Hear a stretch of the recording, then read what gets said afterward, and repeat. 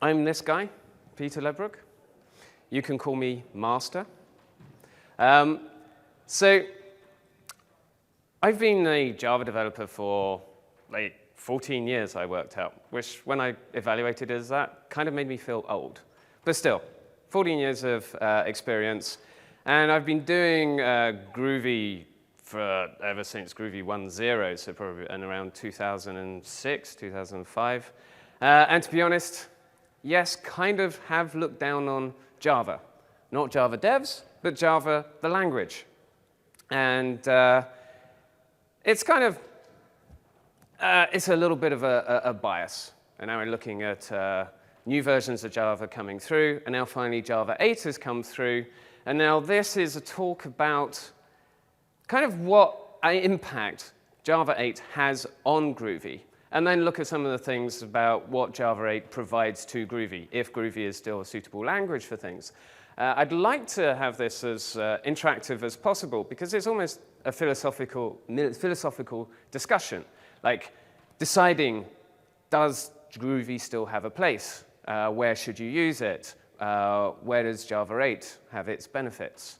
And I'm going to be talking about those things, and it'd be good to have feedback from you guys and your opinions on what's happening. So feel free to put your hand up at any time during the talk and either ask a question or just say, I've got this point of view. What do you think? Okay? So we'll see how that goes. Now, back to this. Kind of one of the reasons we have tended to look down on Java is because, if you talk about just filtering a list, then compared Java 6 and 7 to Groovy in the bottom one is a lot more expressive. We're saying what we want to do rather than exactly all the steps on how to achieve that. That is really the essence of functional programming. In my mind, it's show what you want to do, not how to go about doing it. And of course, if you read Stack Overflow and various forums, there's always the cool, it's just syntax sugar. You can still do all this stuff in Java. It's like, well, yeah, and you could still do all that stuff in C, but it doesn't mean that you'd really want to. And this argument about syntax sugar kind of goes to a very important concept about readability and comprehensibility. And these are two different concepts. They're not entirely orthogonal. Stuff that's readable tends to be more likely to be comprehensible, or it's very hard to be comprehensible without readable. So I'm going to delve slightly outside of the tech world. I don't know how many people have read these. Who's read all three? No. Two of them. Which ones have you read? Macbeth and the Firm. Yeah, okay.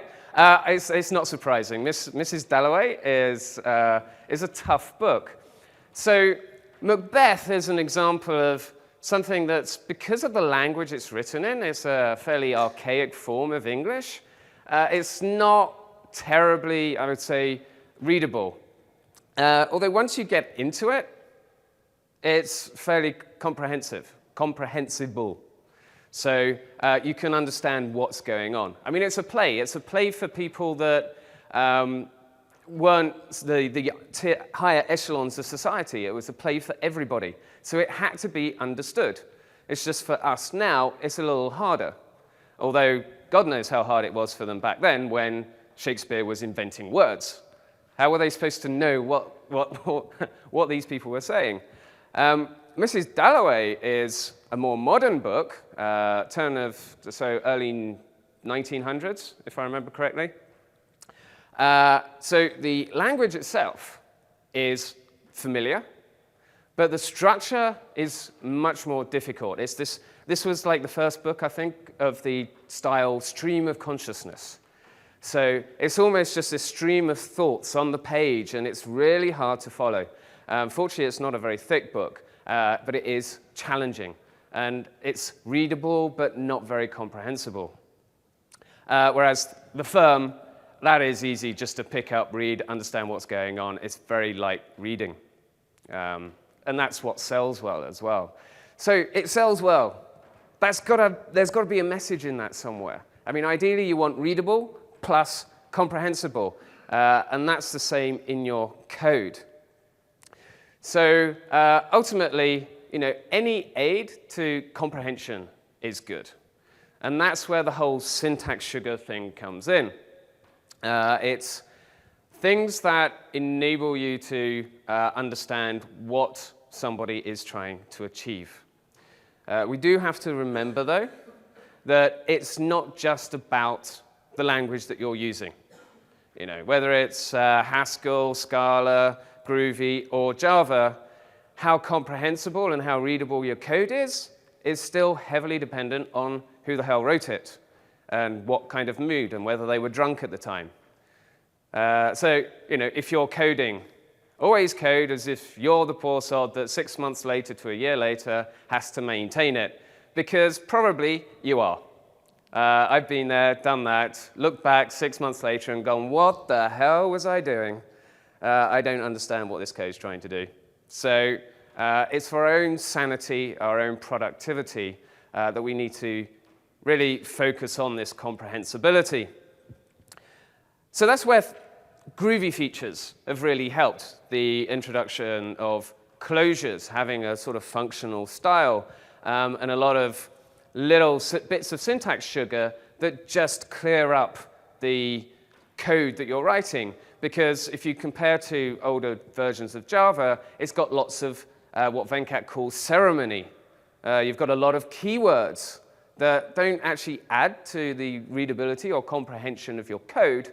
They're really there just to keep the compiler happy. But they're actually helping to hide what you're trying to achieve with that code. But now, Java 8. Big one. This is, I think, the most important Java release, I'd almost say ever, or possibly since 1.2. Some people compare it to Java 5. I think it's more important than that. And to be honest, having looked at what's coming in Java 9, this is still the most important. I think Java 9 has some nice things to it, but it's not a fundamental shift in the way that you write applications, and a fundamental shift in the productivity of the language. So with the introduction of lambda functions, are the Java developers right? Now Java is the superior language over Groovy. It's a very good question. And so are the Java developers who's going to use Groovy now? It's got a stupid name.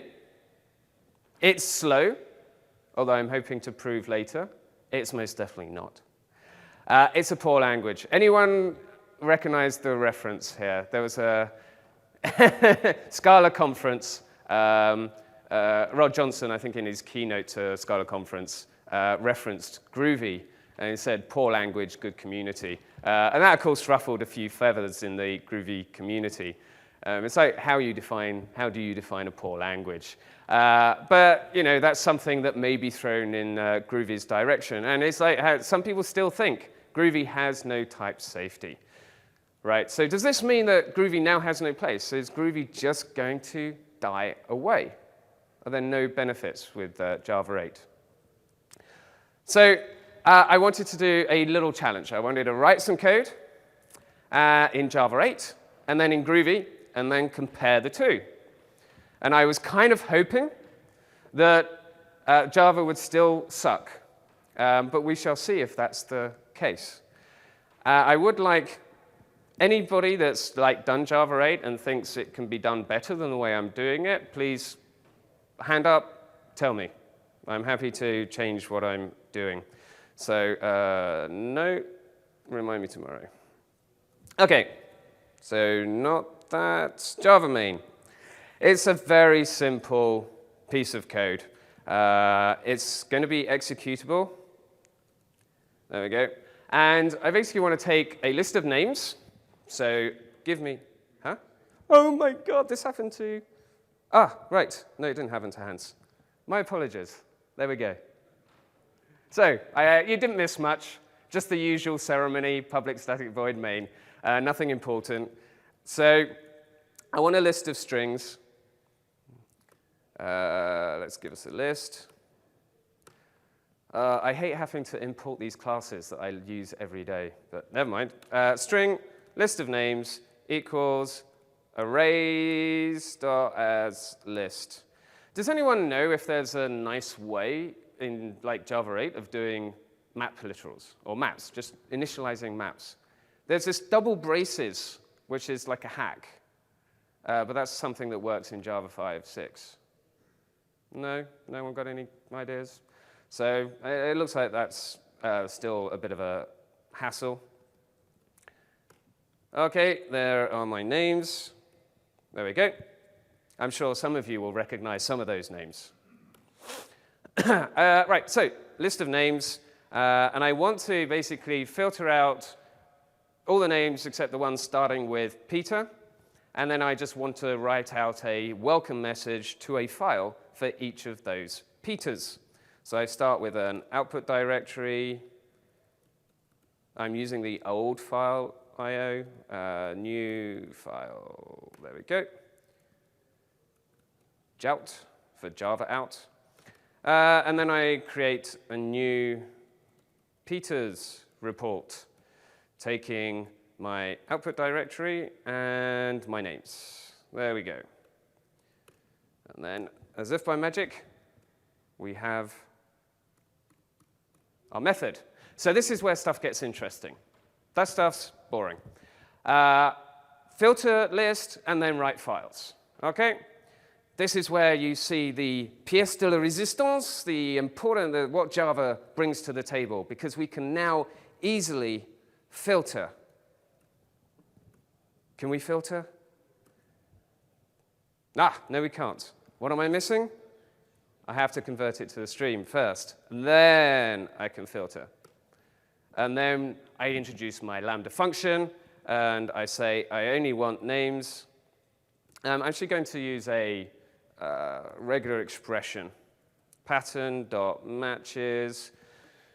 Remember that matches requires the whole string to match the regular expression. It's not the equivalent of find. It's a whole match. So we need to make sure that works. So Peter \\s plus dot start. There we go. And name. So hopefully at this point, we have just the Peters. And then I can do for each. And another lambda function. I can even do multiple lines.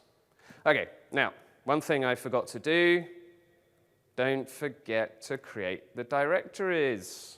Otherwise, you'll get that IO exception. OK, next step, write the file with the message. How am I going to do that? To be honest, this is one area where you may have some better suggestions than me. Well, actually, open to the audience. What approach would you take for writing a file with just a string containing the person's name? It's just a welcome message written to a file. Without going outside the JDK. But that's a good point. IO utils could be used. That's the traditional Java approach because the core JDK traditionally hasn't had great support for doing this stuff. Print writer. So another approach was I first tried the try with resources and then just create a buffered writer or a print writer. And then I discovered the files class. And files has a write method. And I can just write. I have to convert, because this is in the nio.file package, I actually have to convert my output directory to a path, and then I can resolve a file name or a subdirectory against the output directory. That's what I'm doing here. So name plus .txt. That's the name of my file. It's going to be peterpan.txt, peterparker.txt. And then, OK, so write to the file. Then I need to write the message, do the message. So this is where it kind of gets a little bit ugly.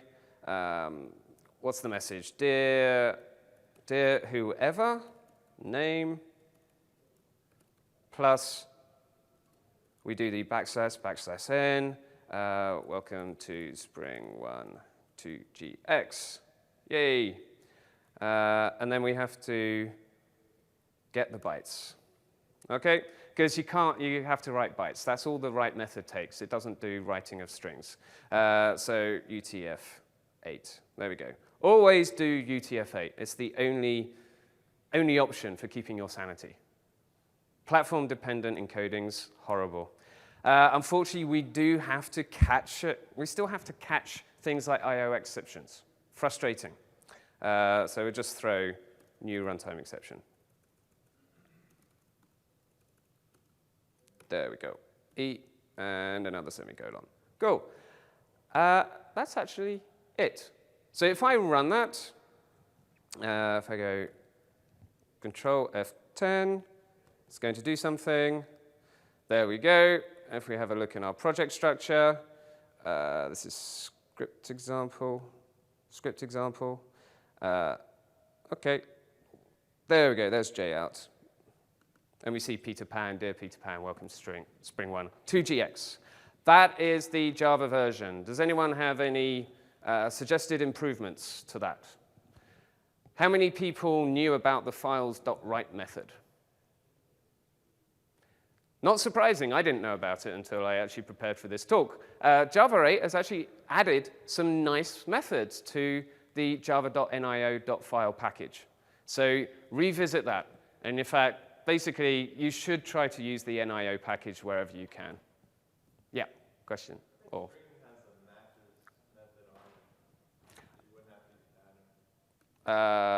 right, so name.matches, string regular expression. That's a good one. Good point. There we go. So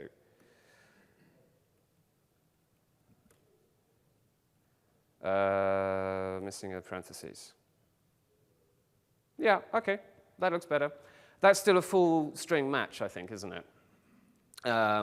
They don't have the equivalent of find, which is, does any part of the string match? To be honest, that's a lot better than I was expecting before I did it.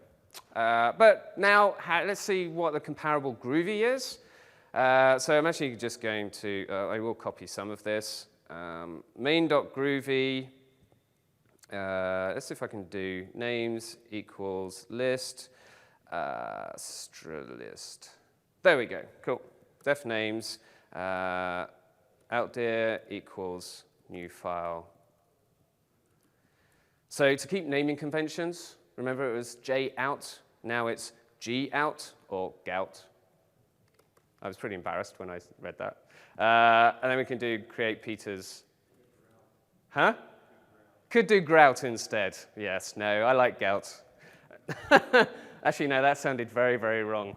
Right, create Peter's report again, output dir, and pass in the names. And now we do the same sort of thing. It is. There you go. It's underlined, so the IDE knows that I got it wrong. What is it? File, outdir, list, string, names.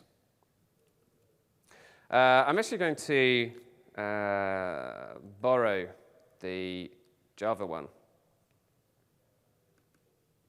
and just modify it in place to make it slightly more groovy. And I'm not going to make this. I could actually use the Java 8 stuff, but I want to use the old Groovy so that it runs on Java 6. So names dot find all, and then I do. Come on. There we go. It matches Peter. Do. And we can use slashy strings as well, so we can get rid of one of the backslashes. OK, how are we doing? And then we do each name. OK, we can get rid of that. And in fact, what we do is write the file. We take new file outdir name .txt. and we can do set text. Okay? So this is something that the Groovy JDK adds to the file class. So it's not available in standard Java. Okay, and then I'm going to copy this message for something I did before. There we go. And that's actually the whole of the code. Boom.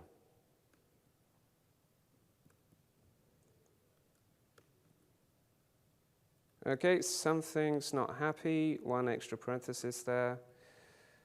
And now I should be able to run that. Are we good? We're good. So somewhere there is a gout. For some reason, the file directories went somewhere else. But we've basically got the same thing. But now you compare that to that. So, there are still some improvements that Groovy has. But it's fundamentally clear that Java 8 has actually stepped its game up, not just with Lambda functions, but by judicious improvements in the other APIs, the JD file.nio, nio.file, and collections. The streams is very important too. But hey, it is, come on, strip margin with that, that's just very cool. So I can see the message much more appropriately. And then we can actually add @type checked and get the type checking if we want it. Okay, so I'm going to switch back here. And just talk about some of the things that Groovy still has over Java 8. So, as we saw in this example, scripts. It's still hard to work with Java 8 to do script stuff. Not only do you have to put in that ceremony, which is the static void main method, but also you have to compile it and possibly jar it and then run it with the Java command. Groovy gives you that advantage of just running a Groovy script with the Groovy command. Something that we didn't see too much of, type inference. So Java 8 actually introduces type inference on the closure arguments, or the lambda arguments. So it knew, when I was filtering for the names, it knew that each name was a string. So it didn't complain when I did name.matches, because it knows that exists. But outside of that, what other type inference is there? This is still ceremony. I still need to declare my local variable as a list or a file, because otherwise it complains. Java 7 introduced the diamond operator to reduce some of the ceremony around templating. But you've still got to specify all these types. And you've seen a whole bunch of useful literals, list literals. There are map literals as well, regular expression, the slashy string. Also, you saw a equals squiggle pattern match. Several operators that Groovy provides. And native support for the regular expressions. Okay? So that's just some of the things demonstrated in that example. And let's not forget a series of other important additions to the language. Very easy JSON XML generation and parsing. So in the Java space, if you want to do this stuff, you generally have to pull in yet another library. Like the suggestion, pull in IO utils or commons IO in order to do file manipulation. And then you have to map to classes. If you don't have that mapping, you can't actually pull data out very easily unless you use the map methods and properties. They're not particularly nice. So who's not seen Groovy parsing JSON? Has everyone seen that? It's just you call a property, and that maps to the key in the JSON. So it's very straightforward. And it's all reliant on the dynamic aspects of Groovy. And there's the whole Groovy JDK. You saw several examples, the set text method, for example, just to write content to a file. Makes it very, very easy. Operator overloading. So This one I absolutely love. It's like if you create your own matrix class and you want to add two things together. Or big decimal. Who works with big decimal? I always wonder whether anybody actually works with it. Anyone in the audience? You work with big decimal. OK. In Java, mostly? Or Groovy? Yeah, so you do the whole dot plus, dot minus, dot divide and hope that I've got the rounding mode correct thing. It's horrible. So actually switching to Groovy and having plus operator and minus and divide, and it just does the 80% use case for the division. It's just like it does what you would expect or what you'd want in most cases. That's all reliant on operator overloading. Again, cleans up your code, removes a lot of the ceremony. And the one thing that I just cannot live without, property syntax. C# added it. They realized this was important stuff. Having to implement get-set methods and then calling them, making them very noisy. It's kind of sad because a lot of Java APIs basically use method names, like a method called name to change the name of an object, because they just don't want to have to deal with a set prefix, set name. That's ugly, so they just have name. And that's really unfortunate because any of those APIs become harder to deal with in Groovy because Groovy converts getters and setters into field-like access. So, okay. So there's some of the differences. And you also have to consider, can Java itself do things like Gradle builds? This is an example. Effectively, what Gradle does is provides a domain-specific language over an API. And in fact, Gradle itself is pretty much all written in Java, but it's just for the actual user end stuff that they effectively force you to use Groovy to give you a nice, clean API. So it's easy. It almost becomes decorative. It's not decorative, really. I mean, you're actually modifying the compiled class path. This is executable code. It means that you can do some very powerful things. You can put task implementations in your build file. But people will attempt, I'm sure someone will attempt to do a build language based on Java or Java 8. I can't wait to see what it looks like. I mean, I think it will be a struggle to do something like that. Challenge accepted, anybody? No. Or what about Spock?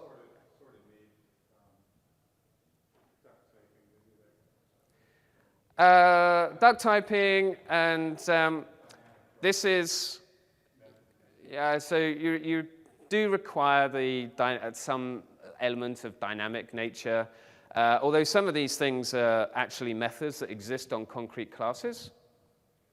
But it's more, this is clean because closures, unlike lambda functions, have this concept of a delegate. It's like, okay, this is a method call, integ test. So what are we resolving that method against? That's what you, sorry, where am I?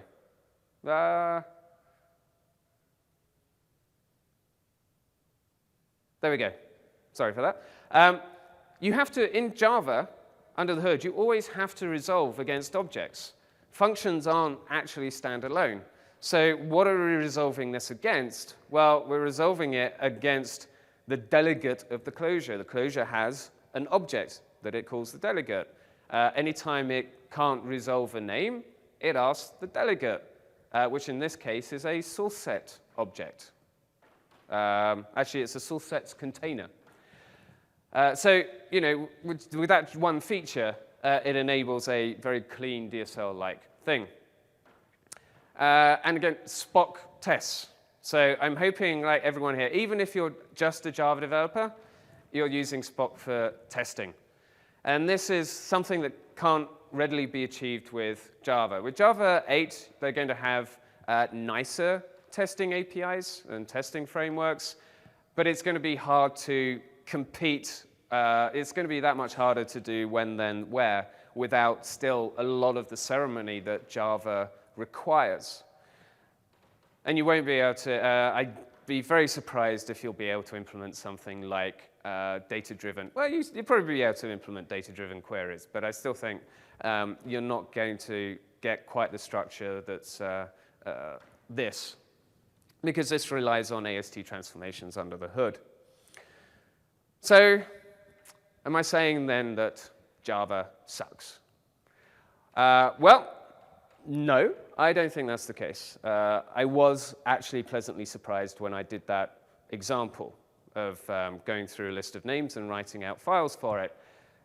The core JDK, even without IO utils, actually makes it relatively nice. But ultimately, I do believe that Groovy is still a more expressive language, and this goes back to the readability and comprehensibility. So there's still room for it in those terms.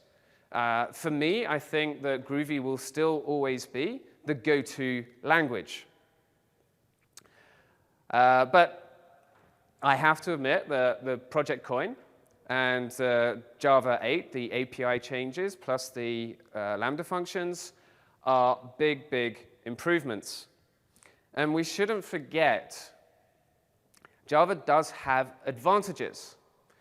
No matter how much I've kind of disliked working with it in the past, there are very good reasons for sticking with it. And I'm going to talk about one project that uses Java and kind of talk about its philosophy, or what I interpret as its philosophy. So let's think of it. It's a very stable language. It's very stable because there are a lot of stakeholders. You know, if the Java guys break things, then you've got containers that break, you've got old libraries that break, you've got a whole ecosystem that just collapses. And you know, we still have to deal with people who can't manage upgrades from JDK 5 or 6. Or anyone know any projects that are still on JDK 5, just out of interest? I think everyone must have moved on by now. But still, Java 6. It'd be interesting to see how quickly people can move to Java 8. As I said, I think it's a game changer. It's the most significant release. So there is a big incentive to take that step and say, we have to use Java 8. You know, startups I've talked to are, Java 8, yep, we're absolutely doing that, because we want that productivity improvement.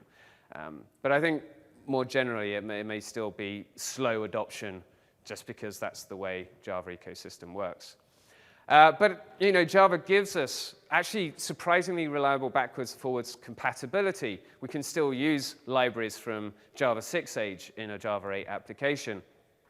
I mean, they even kind of don't do ideal solutions. Like the templates were not an ideal solution in some respects because of type erasure. So none of that type information is retained at runtime. It's only in the type declarations. If you go through reflection, you can say, this variable was declared as list of string, and you can know it was a string. But if all you've got is the list itself, there's no way to know what the component type is. Java itself also happens to be less affected by JVM bugs, because ultimately, they need to make sure Java stuff works. Other languages are less of a priority. And I'll show you one example of that. And you know, every language on the JVM has to integrate with Java. Otherwise, it's a dead language, pretty much. Because what is the migration path? How do you work with older projects? How do you work with other libraries and stuff without having that core support? I think that may be a weakness of the Phantom language. I really liked the Phantom language. It sort of seemed to be around at the same time Scala came out, but it had its own module system, and that proved to be a barrier, I think, to Java integration. And I think that always prevented it from getting widespread adoption. And to be honest, this one's amazing. I mean, I hear the stories from the Scala world where you get a new patch version of Scala and it breaks binary compatibility.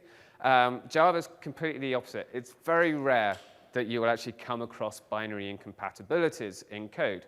Certainly less than Groovy as well. although Groovy itself is not doing too badly on that front. I feel that Groovy itself is a pretty stable language ever since Groovy 2.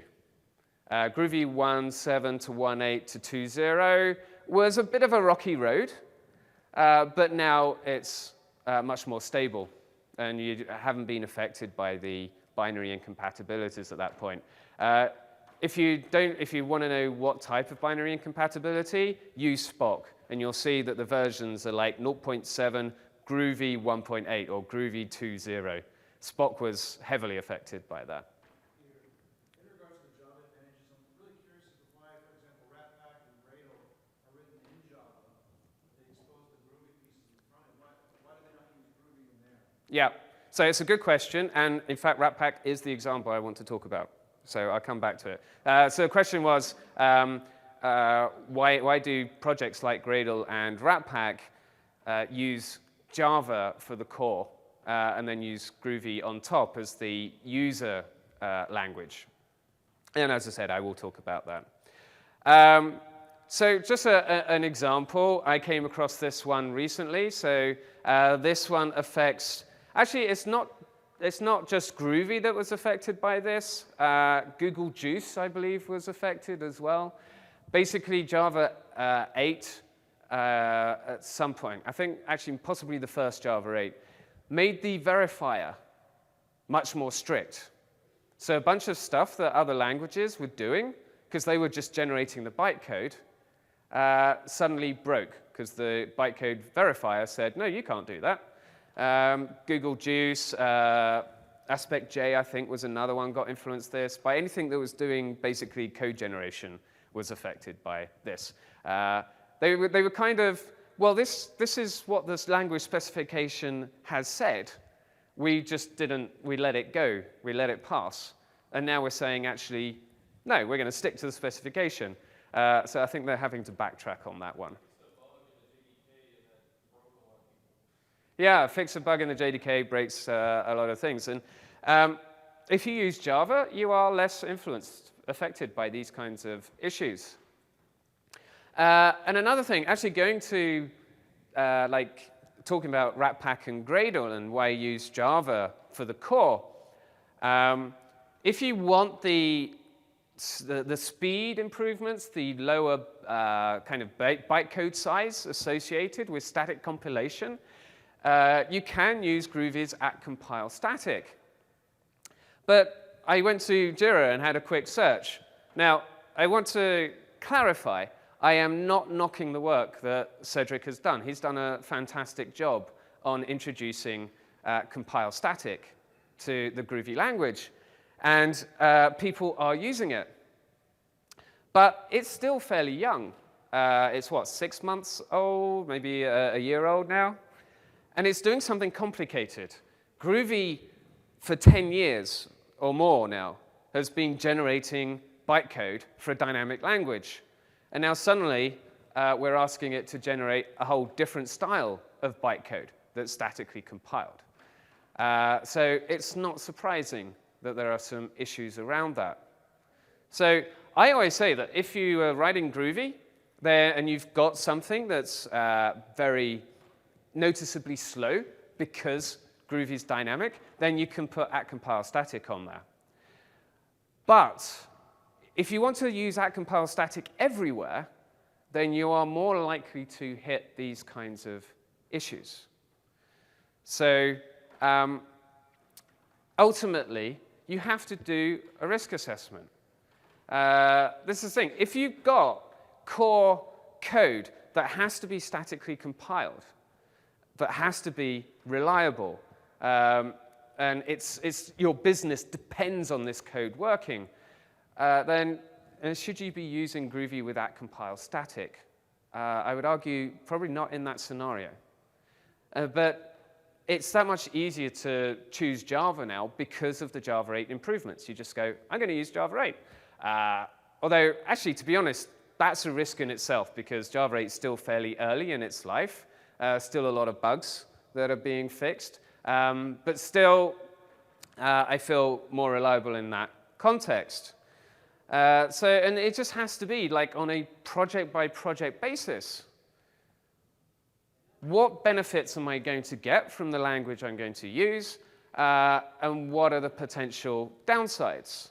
You know, when things go wrong, what are my options? Can I backtrack? I feel this is one of the strengths of Groovy. If you run into issues with Groovy, and seriously, I'm not knocking Groovy because you always run into issues with languages. Every language has its issues. Java has its issues. They're just different issues. The thing with Groovy is that if you do run into issues, if you find that you do need static compilation because you're doing expensive numeric analysis, I mean, you're not going to do computational fluid dynamics in a dynamic language, or image analysis, or anything like this. This is numerically intensive stuff. You want static compilation pretty much across the board, and then at that point you have to say, well, okay, I love the expressiveness that Groovy introduces, but is the risk of running into issues with that compile static outweigh those benefits? But at least if you do plump for Groovy, it's actually fairly easy to switch back to Java. You've got the similarity in syntax. You've got the same JDK class library that you're using under the hood. So it is that much. It's less of a risk than a language that's completely different and has its own class library. Okay? So this is the thing you need to take away from this talk, is that it's important to actually do these types of analysis when you're deciding what to use. So going to this question, Ratpack, why have they chosen? You know, this was pretty much Luke Daly's decision. He's actually a member of the Gradleware team, so a lot of his experience is informed by the work they've done on Gradle, and Gradle is Java at its core. But it's like Ratpack itself is a library. It's not just a web framework. It's the way it's done is as a library that you can incorporate into a project and introduce web processing, HTTP stuff. He doesn't want to limit it to Groovy developers. Anybody should be able to write a Ratpack web application. And that includes Java developers, but also Scala, Clojure, or any other language, Kotlin, Solon, any other language on the JVM. And the only way to reliably get that is by writing the core in Java, because all of those languages will work with Java stuff. Pretty much all of those languages, the developers will complain if they have to bring in a separate language jar like Groovy. Some of it is perception, but some of it is just pure robustness and reliability. There's a lot more faith in Java than in Groovy. But for an end user, you don't have to. You can choose the language that you want to use because you typically don't have to work with other languages, other libraries and such. You know, you pull the libraries in, but you can pretty much use any language you like. And so Luke, being like a keen Groovy developer, wants to provide an API in the Java side of things that fits very well with the Groovy model, so that as a Groovy developer, you get a very nice, clean, very easy development mode. And you get code that's easy to read. You get all the benefits of Groovy. But ultimately, yeah, this is Gradle's reasons, I think, were different. I think the size of the code base there mitigated against Groovy. But you'd have to ask Gradleware engineers to get their take on why Gradle is basically pure Java. But in both examples, they're seeing Groovy as an end-user language and just using Java as the core. And the benefits, and this becomes much easier, I feel now, with Java 8. You just do everything in Java 8, and actually, it's actually quite easy to make those Groovy friendly as well. So I just wanted to have a look at what Ratpack has done. So we have a application. You can't see anything yet, can you? There we go. So if we go to ratpack.groovy, so remember, this has a Gradle build behind the scenes. It's just importing some Ratpack stuff. Even the Ratpack method is just a statically imported method of the Ratpack, of the Groovy class here. But what's interesting is the way that we actually get some type safety and some hints from the library itself. So I know that I want to register a handlebars module, so I can use handlebars templates. And I know that there's a block which is something like bindings, binding, bind, or whatever. So I type bin, and there we go, bindings, and that takes a closure. And that's actually type safe as well. And then we can say, oh, how do we add a module? Well, we can bind something. There is actually another one. The one I want is add modules. And here we go, new handlebars module. OK, and we get auto-completion on handlers as well. Get, there we go, get. And we do render. Yep, there's a render method. And we do handlebars bars template, string, name, and index. Something like that. OK, so we've got a Java library, but trying to do a Java application like this is a little tricky. Again, it's heavily reliant on the closure delegate. I mean, you could still probably have something like, this is probably binding spec or something like that. You could have arguments, but it tends to make the code more verbose. You've still got the ceremony associated with Java. And this is sort of one view of the relationship between Java and Groovy. Use Java for core stuff, use Groovy as end-user language. So, I mean, I hope that gives you some explanation of why Ratpack. I mean, this is as I understand it from what Luke has said and other things. And from my perspective, it's great, because I can do my own Groovy web apps very easily, very quickly, with a nice API, and actually getting that IDE support. I mean, admittedly, I'm mostly a text editor, but anybody that works with an IDE, actually having auto-completion on the DSL like that is fantastic, and having compiler type checks on those things. So ultimately, it's like this isn't a Groovy and Java being competing languages.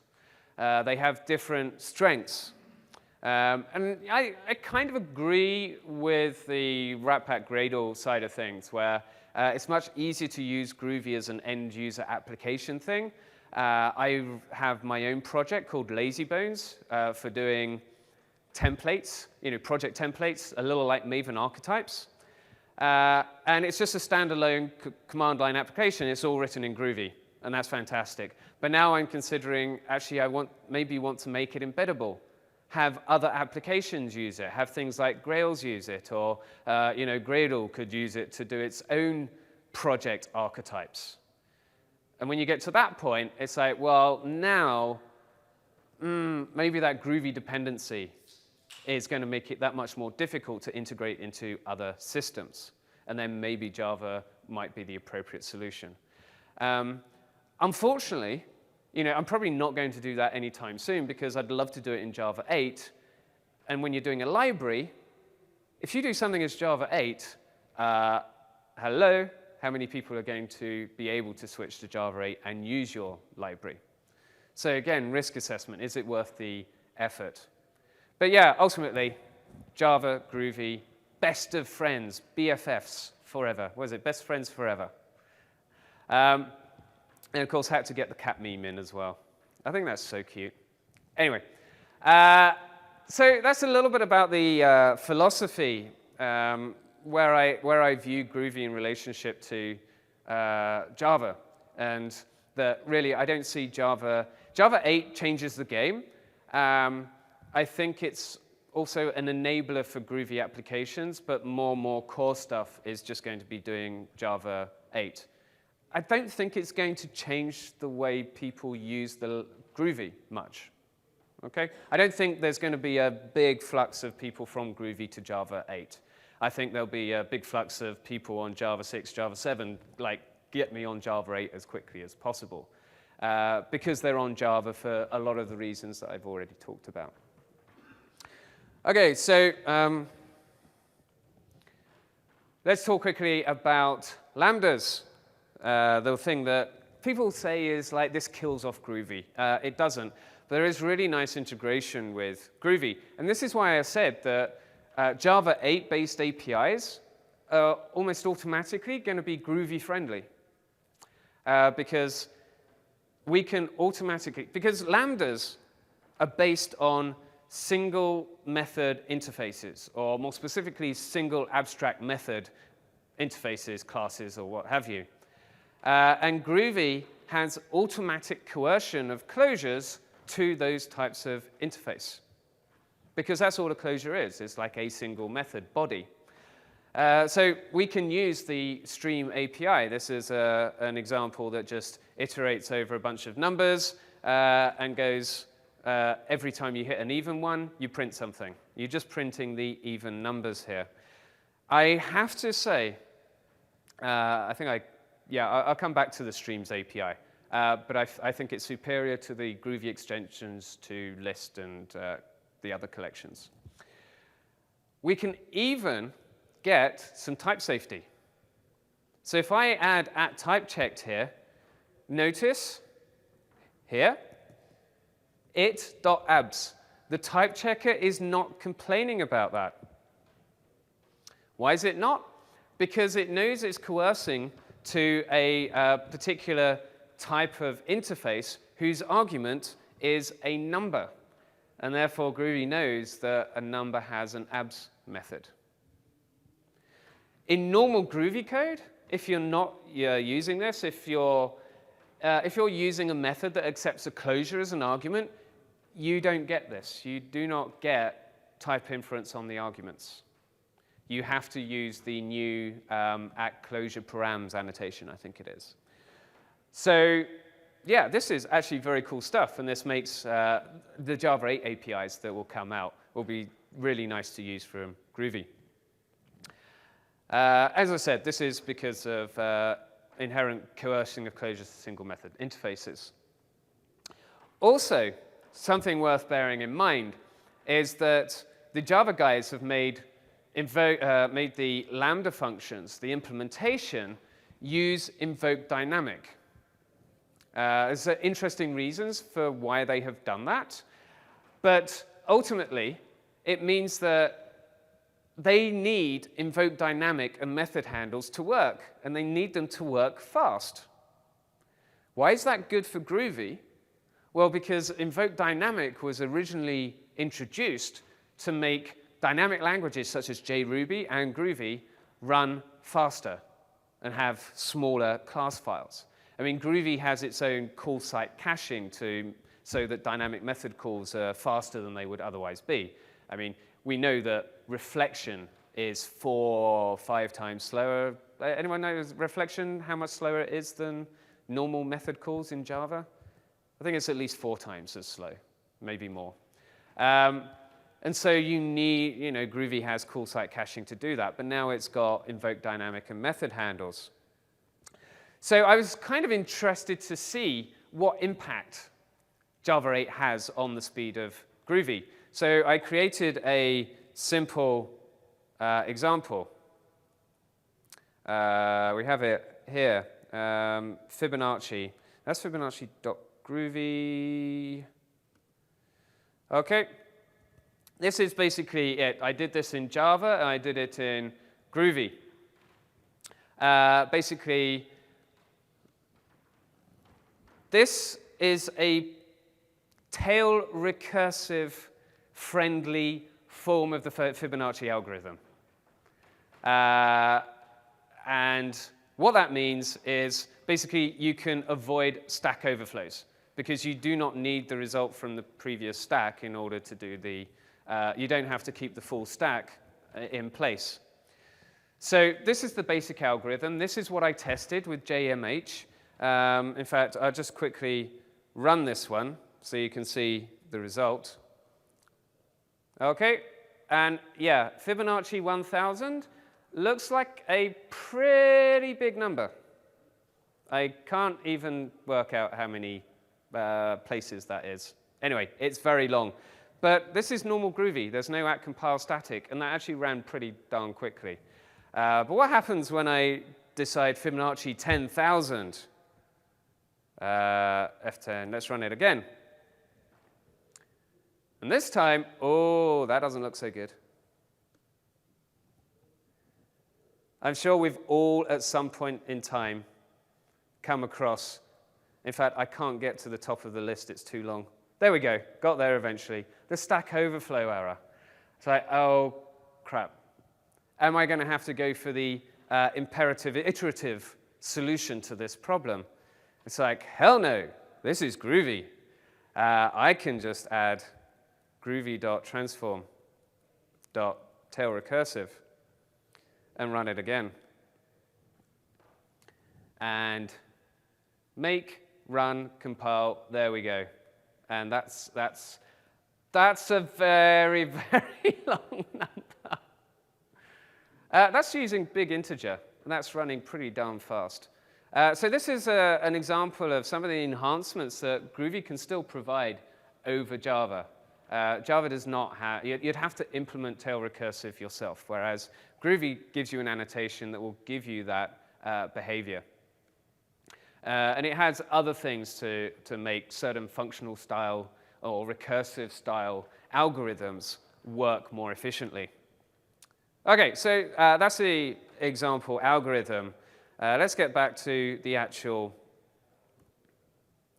results. Okay, so this was Java 8 without invoke dynamic. Basically, for the bottom two, it's 20,000 operations per second, approximately. But for plain old Groovy, it's 14,000. So that's the Fibonacci that we're testing.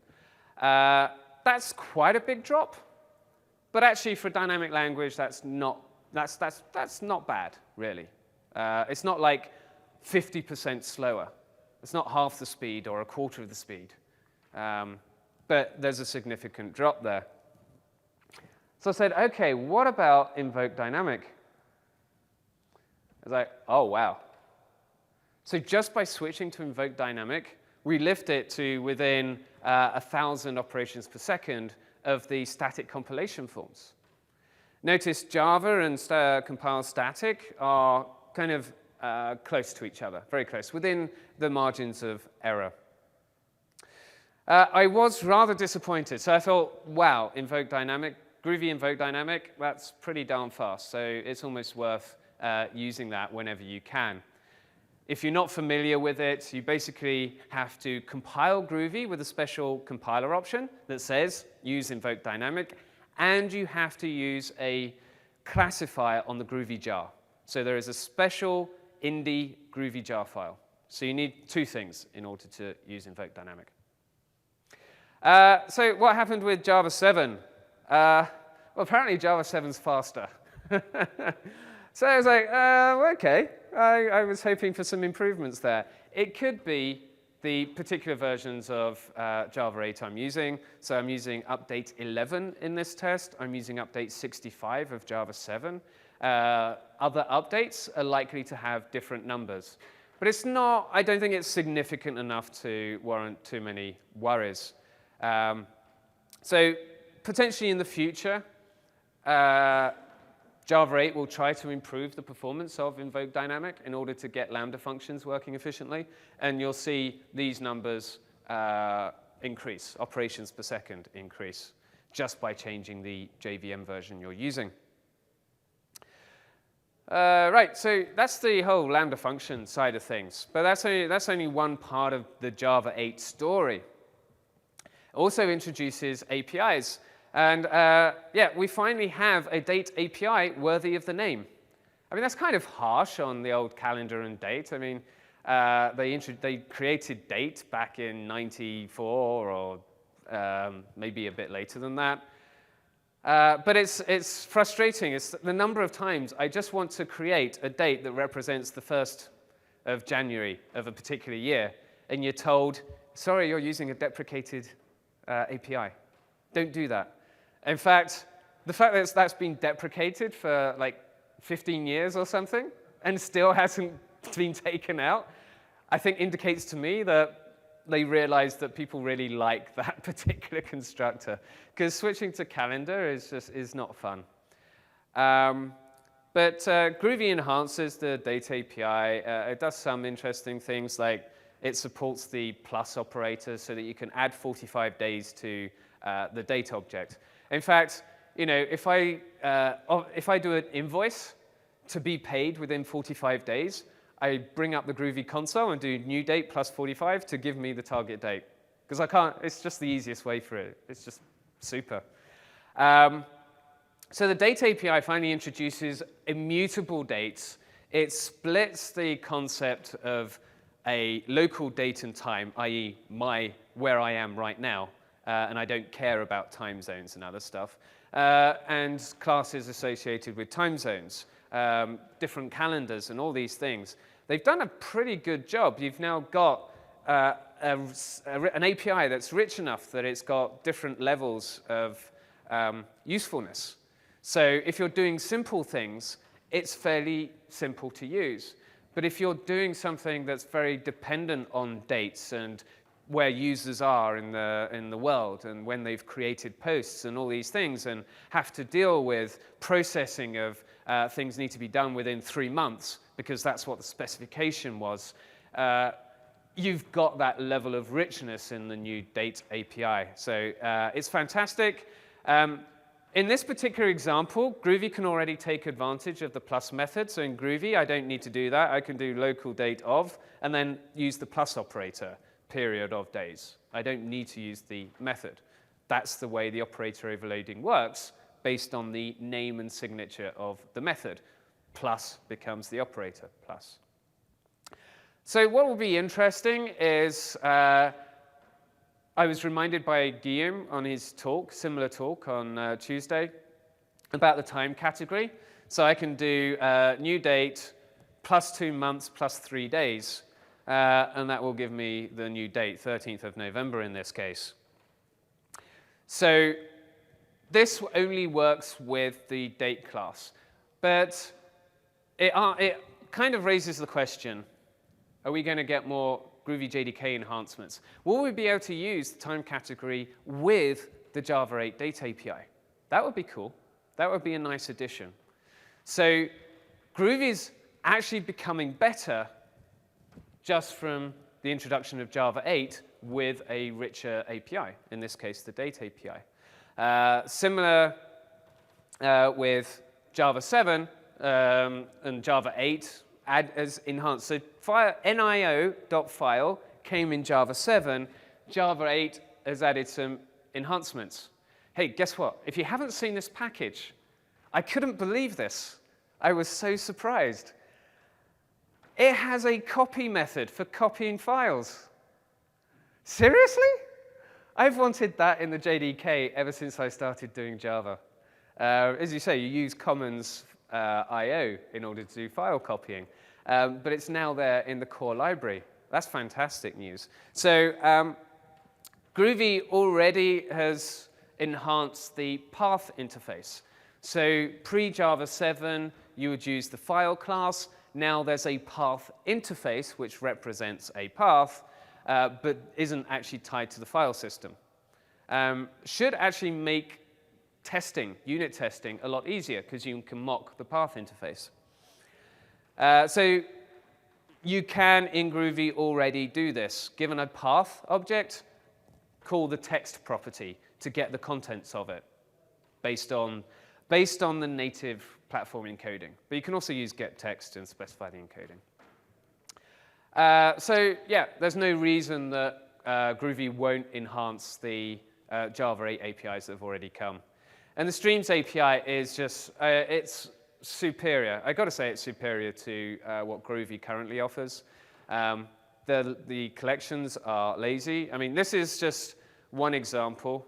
I don't have any books or prizes or anything to give you, but I can give you brownie points if you can tell me what this is doing.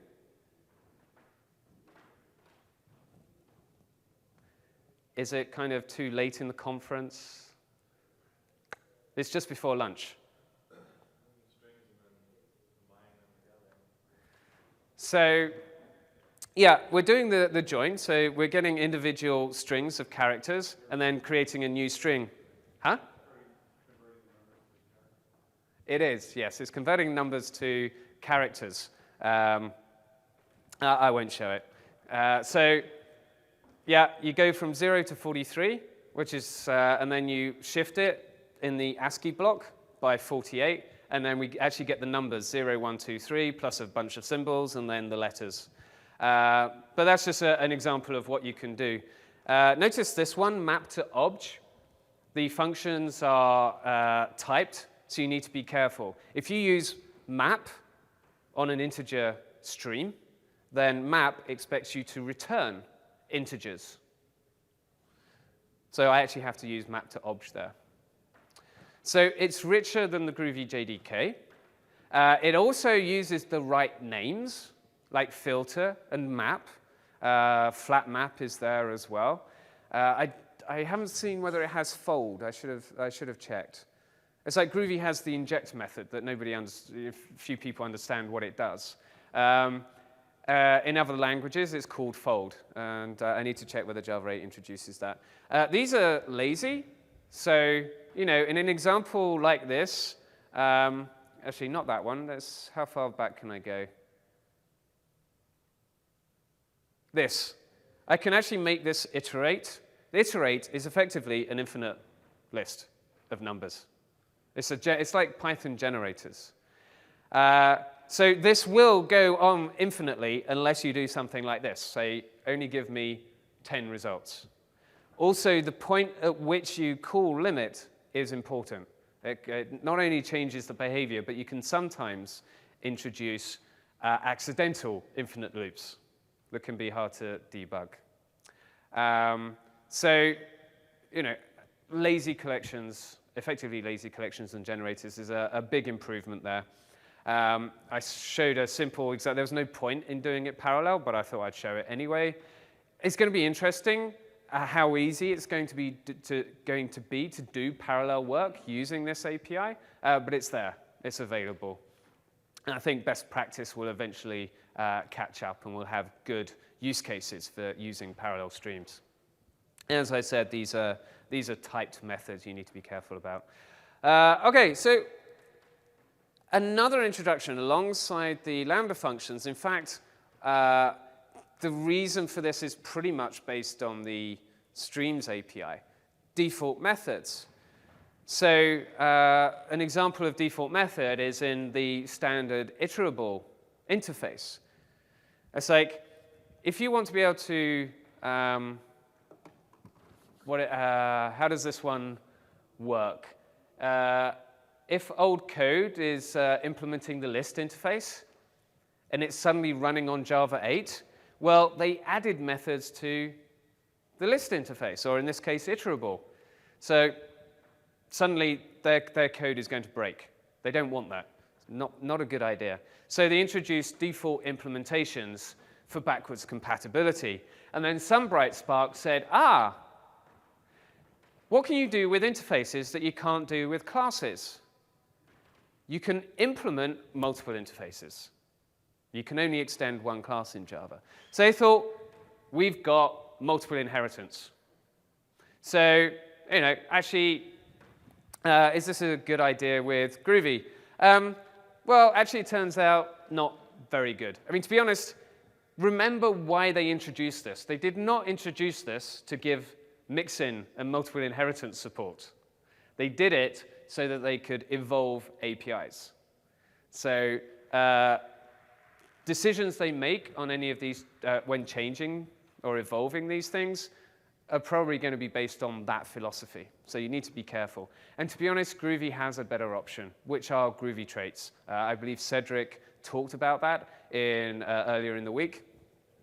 But I thought I'd just give a quick example. So finally, this is like the first new keyword in Groovy for a very, very, very long time. A producer, a trait, is a little bit like an interface with some default behavior, like default methods. But default methods are only methods. Traits introduce state. So now we can have our own class mixing in the producer information. So it is a producer, and it gets the behavior of take.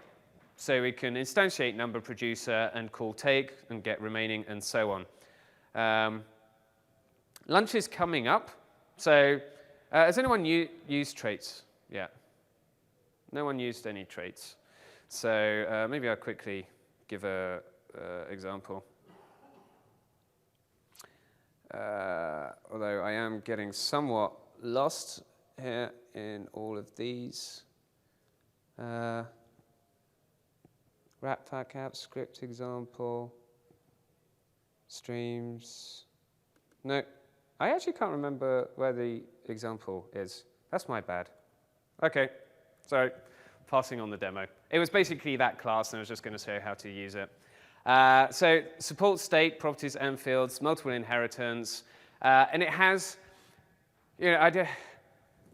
so please tell me other people did C++.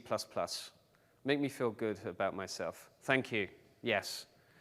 I remember multiple inheritance. And I remember why Java ditched it. And it was like, and that was for good reason at the time. Horrible to deal with. Apparently, it's changed. Mix-in behavior or traits give you much more control over resolving conflicts when you've got, let's say, two traits with the same property name. Which one is going to be used? Same with methods. So there's the default conflict resolution, which basically says the last declared trait. So if I do number producer implements producer and consumer or something else, iterable, then the last trait, iterable, would be the one that takes precedence. But you do have the ability to control that yourself, which is kind of essential. And it's just allowing you to do object composition. I mean, a classic example is like if you've done Grails, then Grails incorporates a whole bunch of code when you're doing testing. It enhances your test cases, but it wants to be able to support hierarchies based on Spock specifications and on JUnit test cases. And if you can't change, you don't want to maintain multiple hierarchies of classes. So you mix in the behavior. Traits give you that kind of feature. And where in earlier versions of Groovy, you'd have to do AST transformations to do it, with traits, you can at least debug into this code as well as read it. Tell you, I recommend having a look at AST generation code. It's fun. Give you a headache, but it will give you a hint as to why traits are such a good bet, a good improvement. And ultimately, all the good stuff that Groovy gives you is available on JDK 6 and above, just without the Java 8 APIs. Okay, so ultimately, this is my feeling is that Java 8 won't have a huge impact on Groovy. I think the Lambda functions will actually make Java APIs nicer to use from within Groovy. But I still think that Groovy has it's still primarily an end user language. That doing libraries with it you can do, but you will limit the usefulness of it to other communities. And also, I understand fully why teams will say, this is too critical to the business, I'm going to use Java for its reliability. And hey, now I can use Java 8 and I get a lot of the benefits that I wouldn't otherwise get. But those kind of arguments were already being used before Java 8. Okay? And ultimately, you have to do proper risk assessments when you're choosing a language for any particular project. Okay? So, do we have any questions before we wrap up? Yes, David. Go back to the Ratpack example. Yep. The code completion comes from the fact that it's backed by Java classes for the delegated. So the question is pretty much how does the type inference work with Ratpack scripts? Does it come from Java? Well, it would work whether it was Java code or Groovy code. It relies on a special annotation called delegates to. So when you write the method, you specify that you accept a closure as an argument, but you annotate that and say that the delegate of the closure is a source sets container, like in Gradle or in Ratpack, it would be binding spec, request spec, or something like that. And that's it. It's just annotated. So it kind of makes the signatures more verbose. But it's similar to the way Java, I think it's Java 8, non-null? Is that Java 8 or Java 7? Anyway, Java APIs are annotated with things like @non-null. So @delegates to is similar. But it gives Groovy the information it needs. Yeah. Any other questions, points? Okay.